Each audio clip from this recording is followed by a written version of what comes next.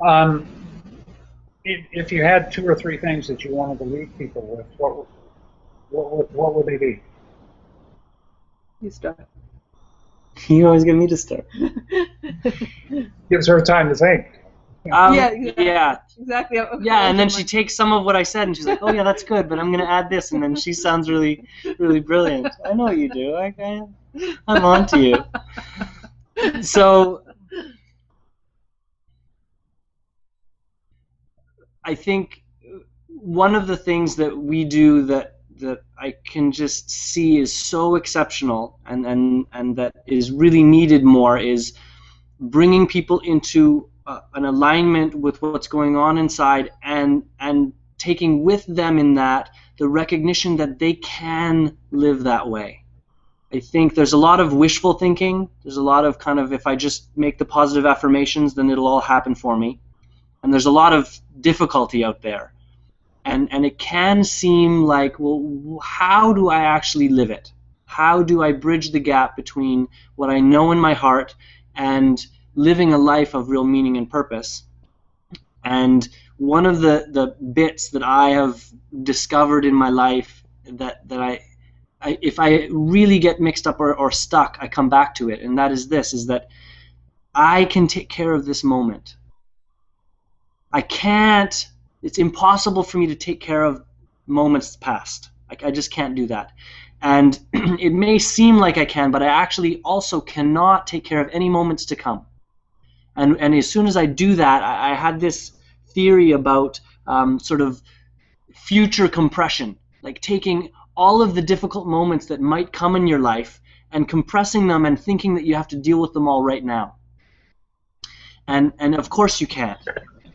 And even if those difficulties could be packed into a moment, it would be too much for us. But when we really drop the past and we really drop the future and we come to this moment fully, we really can take care of that. And it might feel like less than we want to do. It might feel like less than we'd like to take care of. We kind of want to get it all done in one go and then be free. But we really can drop what's been and what might be and fully take care of the little bit that we can take care of in this moment. And as soon as I start to do that, life becomes very simple. Difficulties don't disappear, but they become clearly okay and within my care, like within my capacity to take care of. Okay, I'll go for the second one. The second one is this kind of a simple exercise that I sometimes tell people about that's also in the book, I believe. And that is that everyone knows this difference.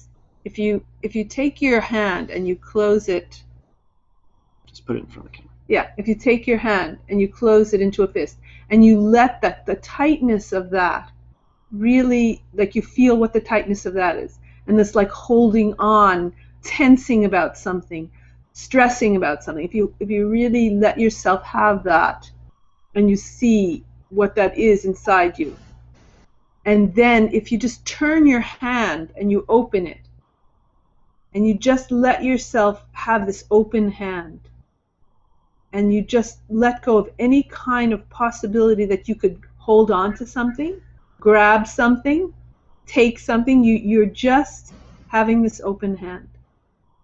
And then if you could only do one thing in life, choose this. In any moment, you can always choose this. And it's not just on the outside. It goes all the way in. You can choose this, and especially in your heart. If there's any kind of confusion about how to be, choose this. Wow. You have a third one, or is two? The third one, because it's been coming up for me so much for quite some time, but especially the last few weeks, and that's this idea that life involves cost, and a lot of people want to get away from this truth. They want the good stuff without paying the cost of it. And so I think it's sort of like what Susan is saying, a continuation of that, where okay, we can choose to be tight and held and hard inside, or we can choose to be open and soft inside. And both of these ways of being involve a cost. And so if we know that there's a cost no matter what, then our job is to look for what, like, take cost out of the picture. What is of more value? What is it that we know in our heart is of more value? And then be willing to pay the cost of following through on that in our lives. And if we're willing to do that without shying away from any potential cost, then in a real way we're free.